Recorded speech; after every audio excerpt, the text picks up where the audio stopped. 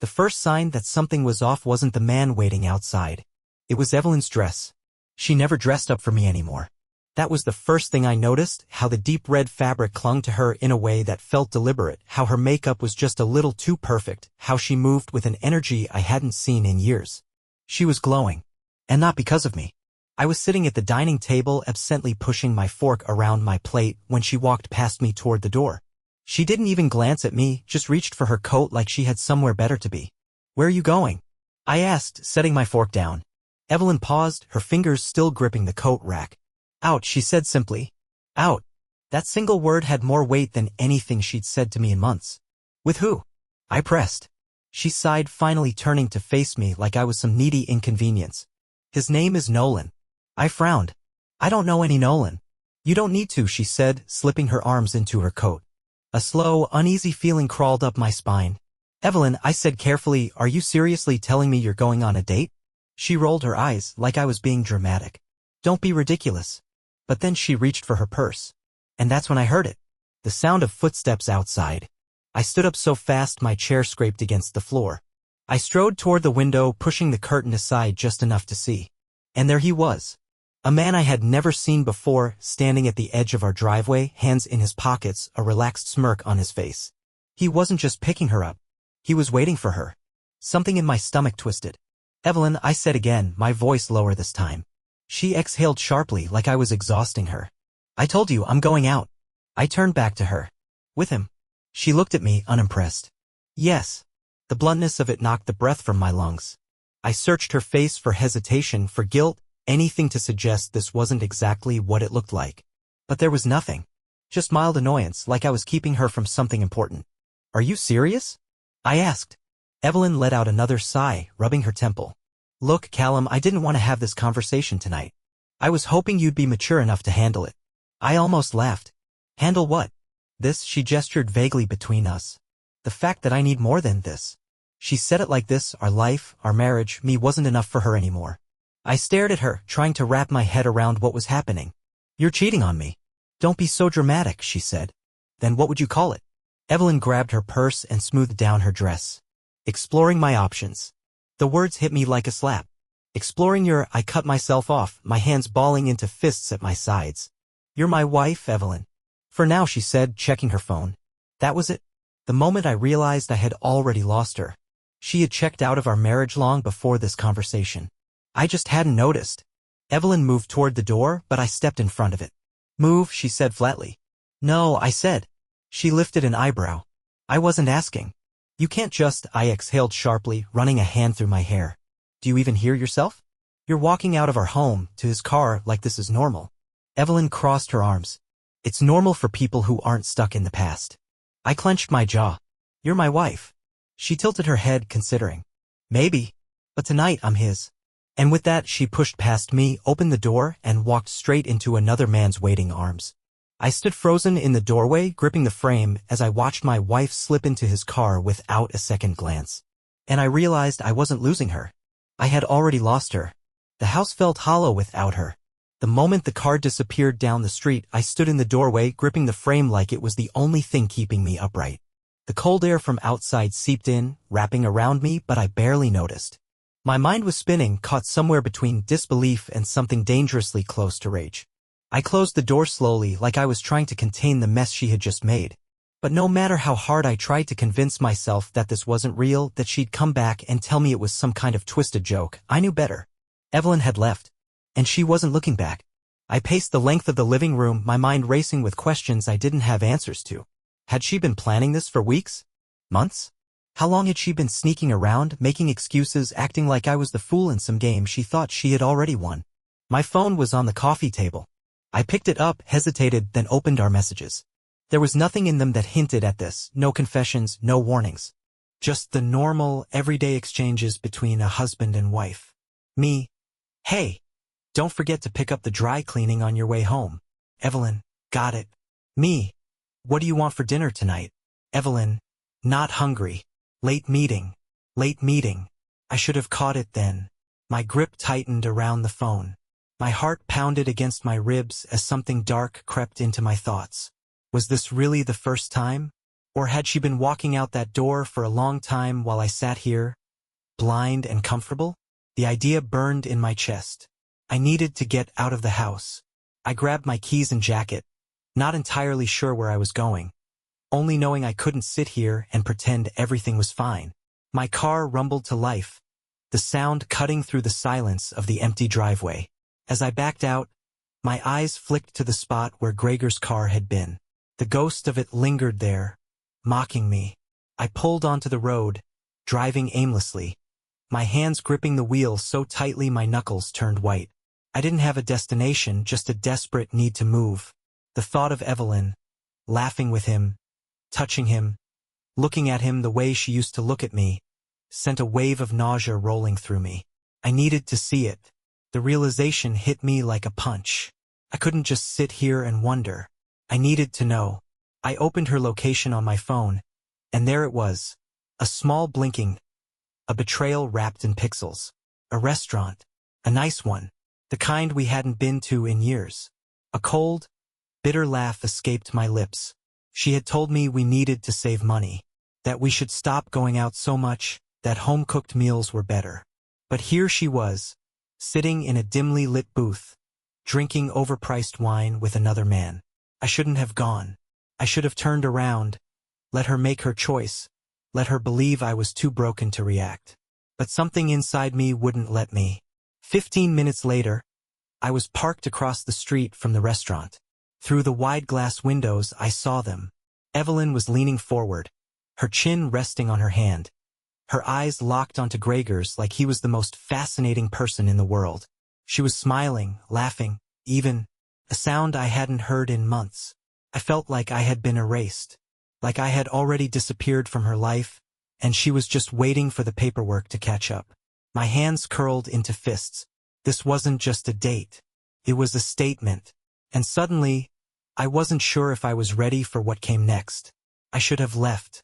I should have turned the key, driven back home, and let Evelyn have whatever fantasy she was chasing. But I didn't. I sat there, gripping the steering wheel, watching through the rain-speckled windshield as my wife, smiled at another man like I had never existed. It wasn't the kind of smile you give a friend, or even someone you're just getting to know. No, this was intimate, teasing, full of something she hadn't shown me in years. The way she leaned in, the way she let him brush a stray hair from her face. It made my stomach churn.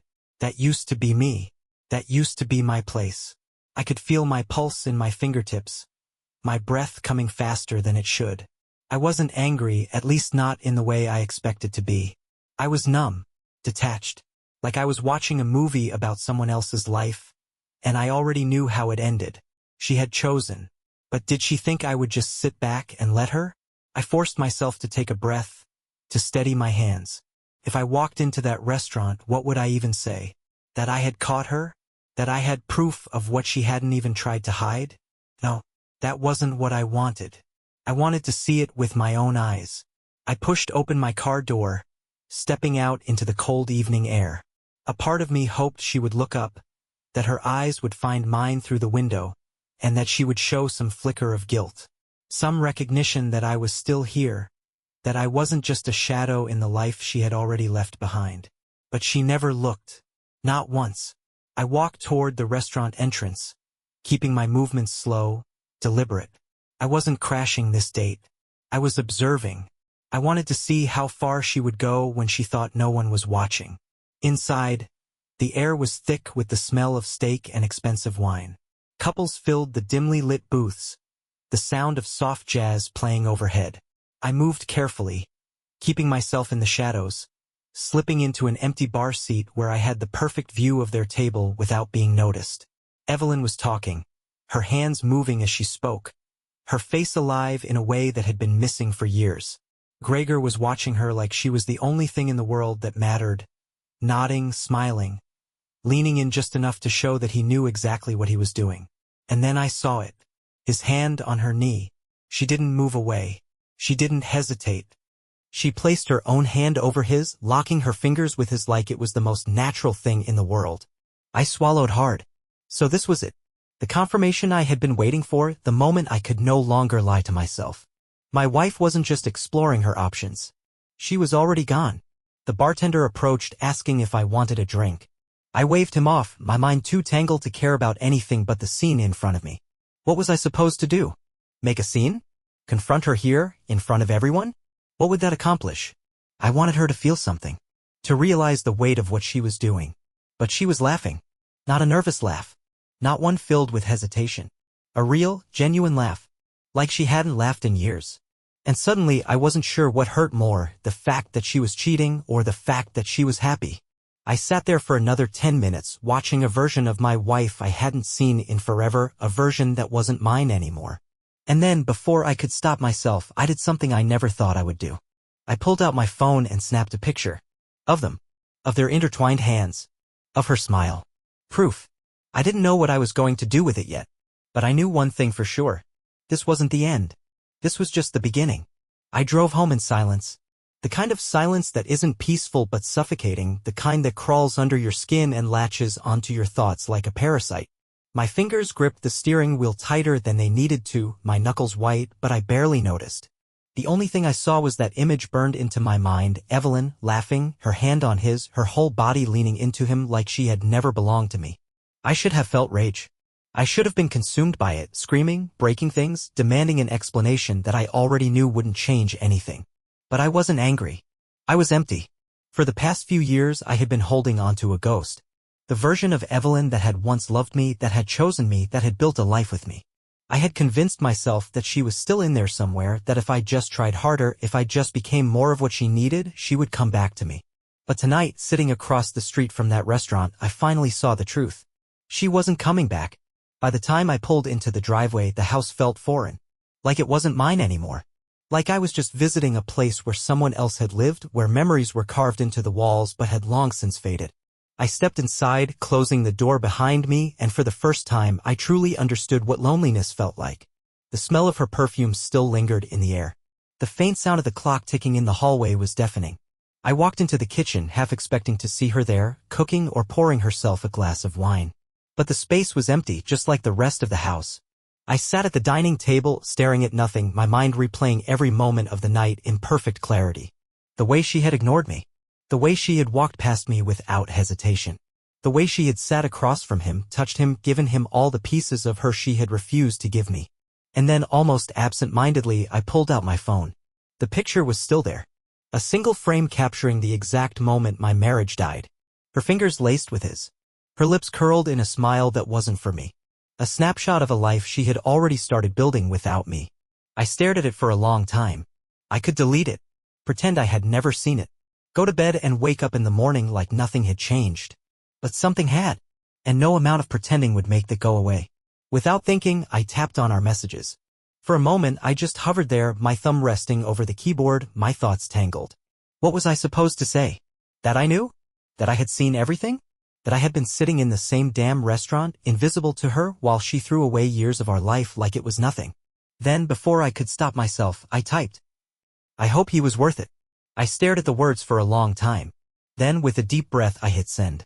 The message delivered instantly. No read receipt. No response. Just silence. I leaned back in my chair, running a hand over my face, exhaling slowly. Maybe she wouldn't reply. Maybe she would see it, roll her eyes, and go back to whatever fantasy she was living in. Or maybe, just maybe, she would feel something. I wasn't sure what I wanted anymore. An apology? An explanation? Revenge? None of it would change the fact that she had already left me long before tonight. I stood up, my body heavy with exhaustion, and made my way to the bedroom. It still smelled like her. The sheets, the pillows, even the air itself carried the ghost of her presence.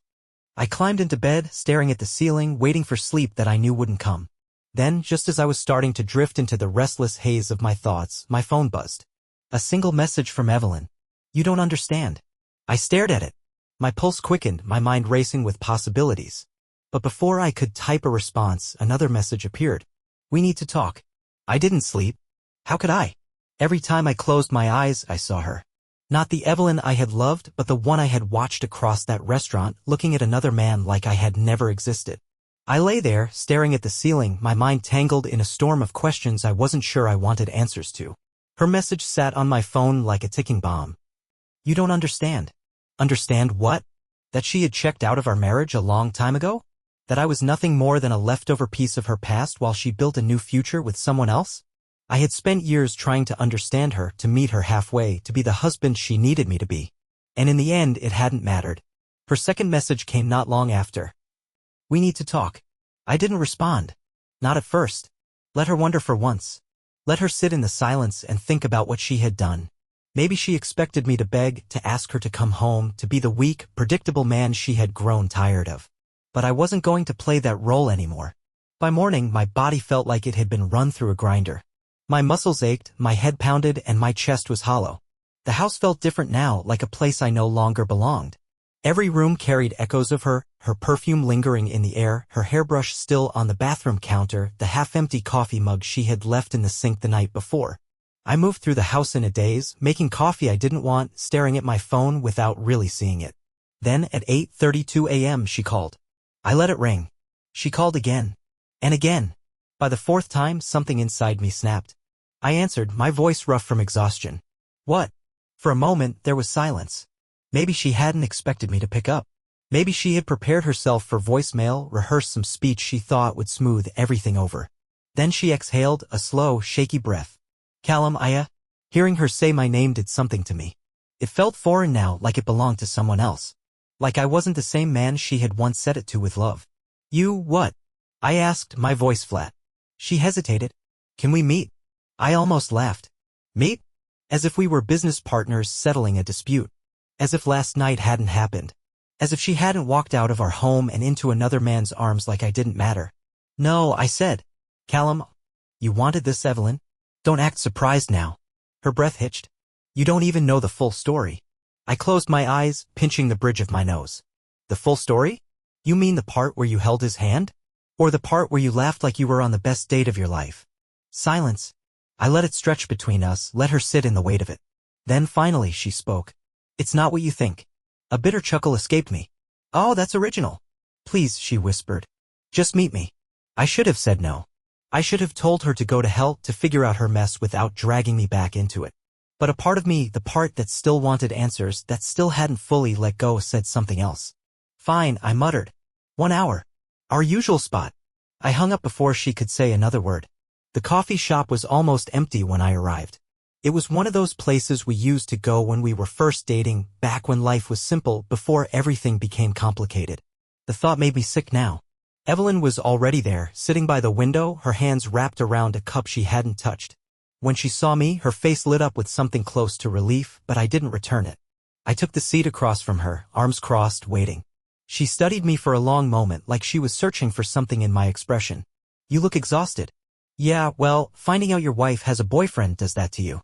She flinched, then looked down at her coffee. "It's not like that." I scoffed. "Then tell me, Evelyn. What is it like?" She swallowed hard. "I didn't plan for this to happen." "Oh, that makes it so much better," I said, voice dripping with sarcasm. Her eyes snapped up to meet mine, frustration flickering in them. "Can you just let me explain?" I sat back, arms still crossed. "Go ahead. Explain." She took a deep breath. "Gregor is different. He makes me feel alive again." Something cold settled in my stomach. "And I don't." She winced. "It's not that simple." "It is to me." She exhaled, shaking her head. "I felt lost for a long time, Callum. And I tried to ignore it, I did. But something was missing. And when I met Gregor, I held up a hand. Stop. Just stop. Because I didn't need to hear this. I didn't need to sit across from the woman I had given everything to and listen to her tell me that I wasn't enough. "Why are we even here, Evelyn?" I asked, my voice suddenly tired. "What do you want from me?" She hesitated. "I don't know." I let out a dry laugh. "Wow, that's really something." She faltered. "I don't want to lose you completely." I froze. The sheer audacity of it knocked the breath from my lungs. "You don't want to lose me?"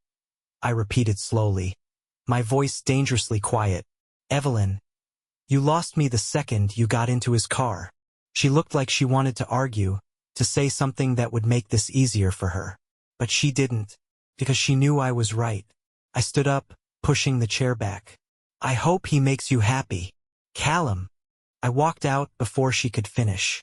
For the first time in years, I wasn't chasing after her. And for the first time in years I realized I didn't have to. The air outside the cafe felt different.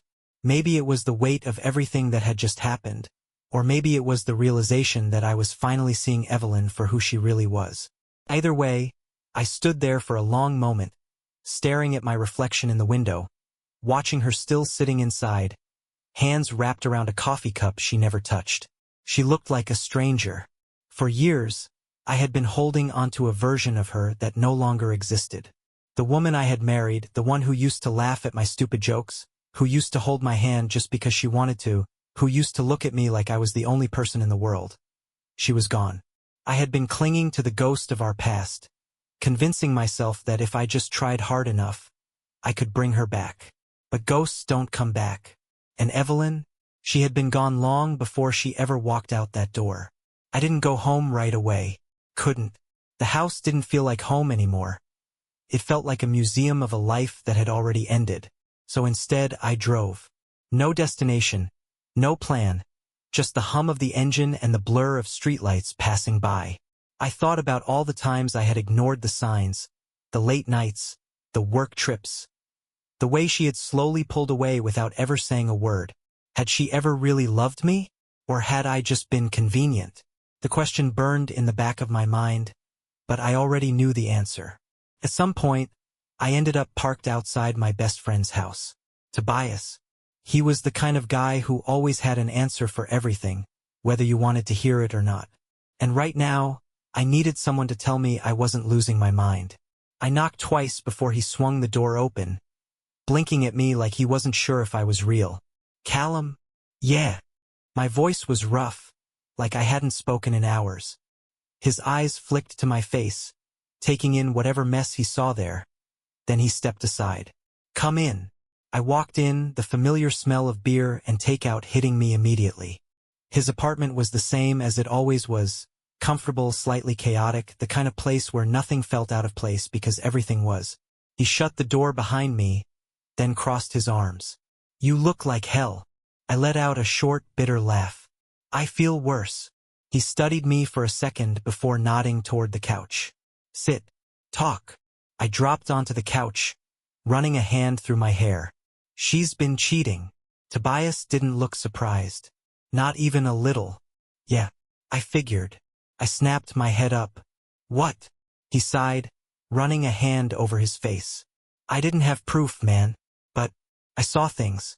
The way she acted, the way she treated you. She was never present.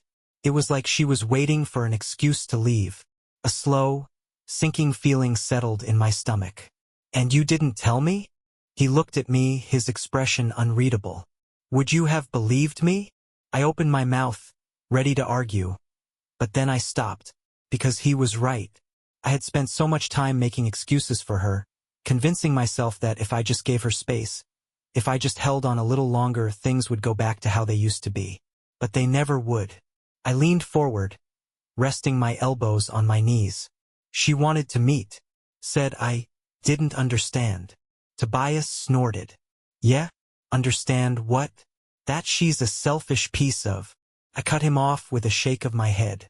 She said she doesn't want to lose me completely. He stared at me. Then very calmly, he reached for the beer on the table, took a long sip, and said, That's the dumbest thing I've ever heard. I laughed, but it wasn't a happy laugh. Yeah, pretty much.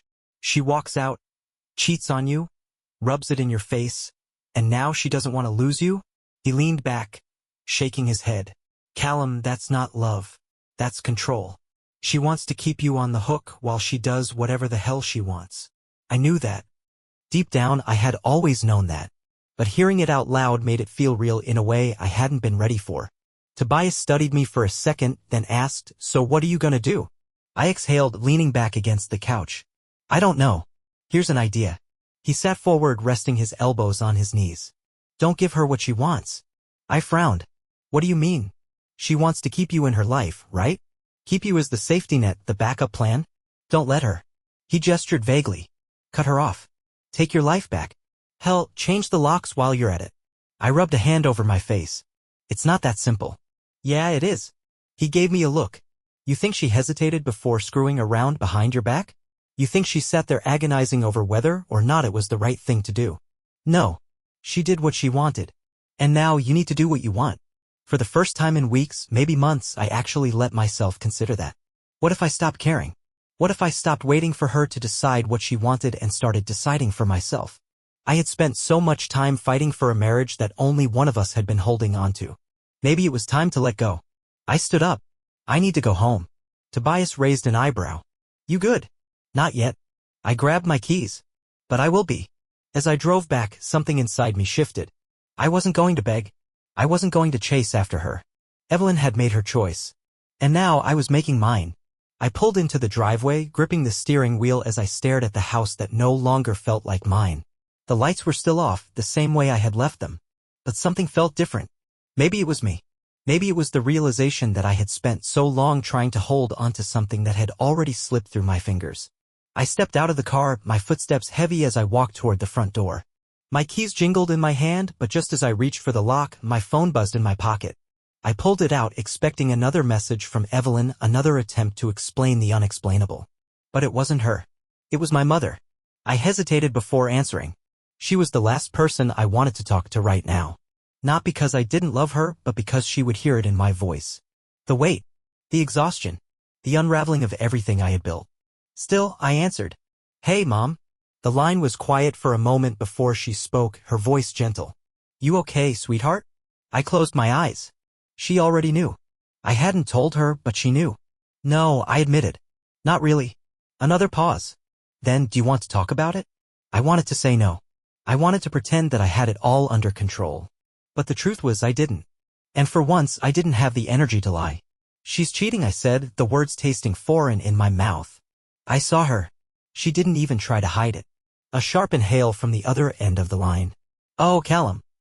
I sat down on the front steps, running a hand through my hair. She said she doesn't want to lose me completely. That she wants me in her life. I laughed, but it was hollow. Like I'm supposed to just stick around while she does whatever she wants. My mother was quiet for a long moment. Then she said something I hadn't expected. Do you remember when you were little and you had that old toy truck? I frowned. What? The red one. You loved it so much that even when the wheels broke, you kept trying to fix it. You refused to let it go even when it didn't work anymore. I blinked, the memory rushing back. That stupid truck. I had carried it everywhere even after it was nothing more than a shell of what it used to be. She continued, her voice steady. I remember one day your father sat you down and said, Callum, sometimes things break in a way that can't be fixed. And when that happens, holding on to them only hurts you more. I swallowed hard, staring at the cracks in the pavement beneath my feet. She's broken this, honey, my mother said gently. And you can't fix it alone. Tears burned the back of my eyes, but I refused to let them fall. I know, I whispered. And for the first time, I really did. The house was cold when I stepped inside, but I barely noticed. My body moved on autopilot, walking through the darkened rooms, past the framed pictures that suddenly felt like artifacts from another life. I stopped in the hallway, staring at the wedding photo hanging on the wall. Evelyn was smiling, her arms wrapped around me, her eyes full of something that had long since disappeared. I reached out, my fingers brushing over the glass, then, without thinking, I pulled it off the wall. For a moment, I just held it. Then, slowly, I turned it over, opened the back, and slid the photo out. The empty frame felt lighter in my hands. I placed it face down on the console table and walked away. In the bedroom, her side of the closet was still full. Dresses, jackets, neatly lined up shoes. Evidence that she still lived here. Evidence that she still had one foot in our life, even as she strayed into another. I stared at it for a long time. Then I grabbed a box. I didn't throw things. I didn't destroy them. I just started packing. Dress after dress, shoes, scarves, every piece of her that I had once cherished. Every reminder of her presence in this house. By the time I was done, the closet felt different. Lighter. Like I could finally breathe. And then I saw it. A small velvet box tucked away in the corner. My breath caught in my throat as I picked it up, my fingers trembling as I flipped it open. The necklace. I had bought it for her anniversary last year. A delicate silver chain with a small sapphire pendant, her birthstone. I had spent weeks looking for the perfect one, something meaningful, something that showed her how much she still meant to me. She had worn it exactly once. And now it sat here, forgotten, collecting dust like the love she had thrown away. I clenched my jaw, then snapped the box shut. It was time. The next morning, Evelyn came home. I was sitting at the kitchen table, drinking coffee, when I heard the front door open. Her heels clicked against the hardwood floor as she walked in, pausing when she saw me. For a long moment, neither of us spoke. Then she sighed, setting her purse down. "Callum." I took a slow sip of coffee. "Morning." She frowned, shifting her weight. "We need to talk." I gestured to the chair across from me. "Go ahead." She hesitated before sitting down. She looked tired, her makeup smudged, her hair slightly disheveled. I wondered if Gregor had dropped her off. She folded her hands on the table. "I don't want to fight." "Neither do I said calmly. She exhaled. "I know you're hurt." I tilted my head. "Do you?" She flinched but pressed on. "I made a mistake." I leaned back in my chair, waiting. She bit her lip, choosing her next words carefully. "I don't want to lose you, Callum. I know I've hurt you, but—" I cut her off with a small shake of my head. "Evelyn." She stopped. I held her gaze. "You already did." Her breath hitched, her fingers tightening around each other. "What?" I pushed the small box across the table, the one with the necklace she had never cared about. She looked down at it, confused. "What is this?" "A reminder," I said quietly. "Of everything you've thrown away." She stared at it, then at me. Her lower lip trembled slightly, but I didn't feel sorry for her. Not anymore. I stood up, grabbing my keys. "I packed your things," I said, nodding toward the boxes stacked neatly in the corner. "Take whatever else you need. But after today, I don't want to see you here again." She blinked. "Callum." "No," I said firmly. "You made your choice. Now I'm making mine." She swallowed hard, her hands shaking as she reached for the box. "So that's it?" I met her gaze one last time. "That's it." Then I walked out the door, leaving her behind. And for the first time in years, I felt free. I walked out that door, and for the first time in years, I didn't look back. The weight on my chest, the suffocating pressure that had been crushing me for so long, was finally gone. I had spent so much time chasing after something that had died long before I ever realized it. But now? Now I was free. I got into my car and just drove. No destination, no plan, just me, the open road, and the realization that my life wasn't over. It was just beginning. I don't know how long I drove, but at some point I found myself parked at the edge of a quiet lake just outside of town. The water was still, reflecting the golden hues of the morning sun, and for the first time in what felt like forever, I could actually breathe. I stepped out of the car, feeling the crisp air against my skin, and really laughed. It wasn't the bitter, hollow sound I had grown used to. It was real. Because standing there, watching the sun rise over the water, I realized something. I had been afraid of losing Evelyn. Afraid of being alone. Afraid that without her, my life would fall apart. But I wasn't falling apart. I was rebuilding. My phone buzzed in my pocket. A message from Tobias. "Tobias, you okay?" I smiled and typed back. "Me, better than I've been in years." Because it was true. That night, I packed up the rest of Evelyn's things, changed the locks, and for the first time in forever, I felt like I was taking my life back. No more waiting. No more hoping for something that was never going to happen. The next few weeks weren't easy. There were moments when the loneliness crept in, when the silence of the house felt deafening. But every time I felt myself slipping into the past, I reminded myself I deserved better. I started going to the gym again. I reconnected with old friends. I took a promotion at work that I had been too afraid to accept before. I rediscovered the things that made me happy, things that had nothing to do with Evelyn. And then, one evening, something unexpected happened. I was at a bookstore, lost in the pages of a novel, when I heard a soft voice say, "You have good taste." I looked up and there she was. Not Evelyn. Someone new. Her name was Mira. She had kind eyes, a bright smile, and a way of looking at me that didn't make me feel like a backup plan. We started talking, and for the first time in a long time, I felt something I thought I had lost forever. Hope. A few months later, I found myself sitting by that same lake, watching the sunset. Only this time, I wasn't alone. Mira sat beside me, her fingers lightly brushing against mine. She didn't know everything about my past yet, and she didn't need to. Because for the first time in my life, I wasn't trapped in the past. I was looking forward. And as I sat there, feeling the warmth of her hand in mine, I realized something important. Losing Evelyn wasn't the end of my story. It was just the beginning of a better one.